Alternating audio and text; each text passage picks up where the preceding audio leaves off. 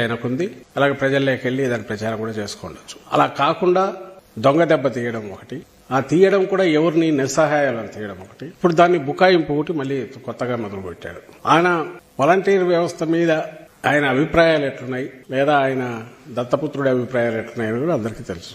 Open గానే వీళ్ళందరూ అధికార పార్టీ కార్యకర్తలు ఇంకోటం అన్నాడు.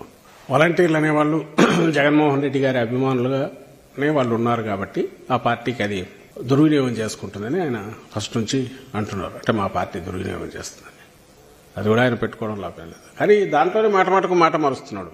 ఈ రోజు ఉండే లేదు మీరు ఎక్కడికి పోయి మీకు జీతాలు కూడా పెంచుతానంటున్నాడు. ఎందుకు ఈ డైకాటమీ?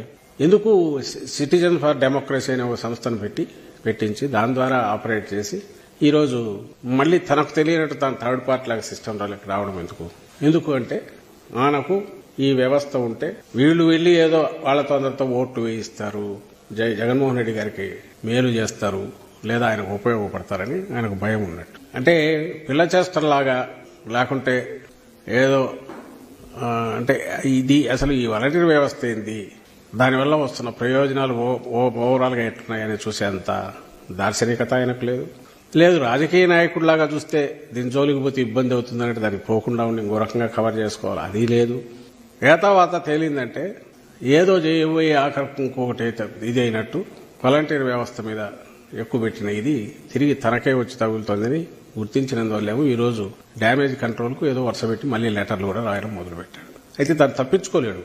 ఎందుకు తప్పించుకోలేడంటే ఈ సిటిజన్స్ ఫర్ డెమోక్రసీ అనేది ఎవరు ఎప్పుడు పెట్టారు అని చూస్తే సరిగ్గా అంటే వాళ్ళ దాని మీదనే మేము ఇది తీసుకున్నాము, వాళ్ళ రిప్రజెంటేషను అని ఎలక్షన్ కమిషన్ దాంట్లోనే ఉంది. వాళ్ళ కంప్లైంట్స్ వాలంటీర్ల వ్యవస్థకు సంబంధించి వాళ్ళని విధుల నుంచి తప్పించండి సిటిజన్స్ ఫర్ డెమోక్రసీ అని ఇచ్చిన కంప్లైంట్స్, అలాగే కోర్టులో సిటిజన్స్ ఫర్ డెమోక్రసీ వేసిన కేసు మీద వచ్చిన డైరెక్షన్స్, వీటి ఆధారంగా మేము ఈ నిర్ణయం తీసుకుంటున్నామని ఈ ఎలక్షన్ కమిషన్ ఢిల్లీ నుంచి డైరెక్ట్ తెప్పించుకున్నారు. అక్కడ ఇది సెంట్రల్ దీని నుంచి వచ్చింది, సీఈఓకి వచ్చింది, అక్కడి నుంచి కిందికి వచ్చింది. ప్రజలను ఎలా రాచి రంపాన పెడతాడో, ముఖ్యంగా పేదలను ఇబ్బందులు పాలు చేస్తాడు. ఎన్నికలకు సమయం దగ్గరకు వచ్చేసరికి మరోసారి అప్పుడే చూపించాడు. ఆయన కత్తిగట్టిన ఒక మంచి వ్యవస్థ ఏదైతే ఉందో రాష్ట్రంలో దేశానికే ఆదర్శప్రాయంగా వాలంటీర్ వ్యవస్థను పెట్టిన దాని మీద ఆయన డే 1 నుంచి కక్ష పెంచుకున్నాడు, కత్తిగట్టాడు.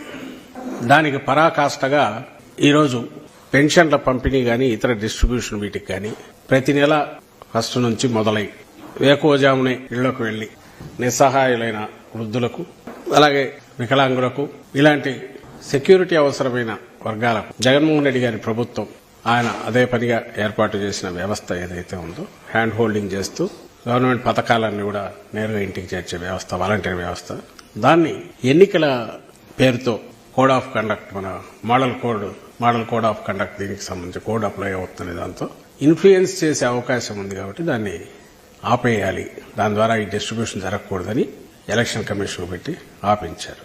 ఆయన ఈరోజు అనొచ్చు నాకేం తెలుసు ఎవరో పెట్టారని. ఆయనకు తెలుసు ఇలాంటి చండాలమైన పని తను డైరెక్ట్ గా చేస్తే ప్రజా వ్యతిరేకత విపరీతంగా వస్తుంది ప్రజల్లో అని చెప్పి తనకు ఎప్పుడూ తెలిసిన వెన్నతో పెట్టిన విద్య ఏదైతే ఉందో ఎవరో ఒకరిని ముందు పెట్టుకుని డ్రామాలు ఆడిచ్చే.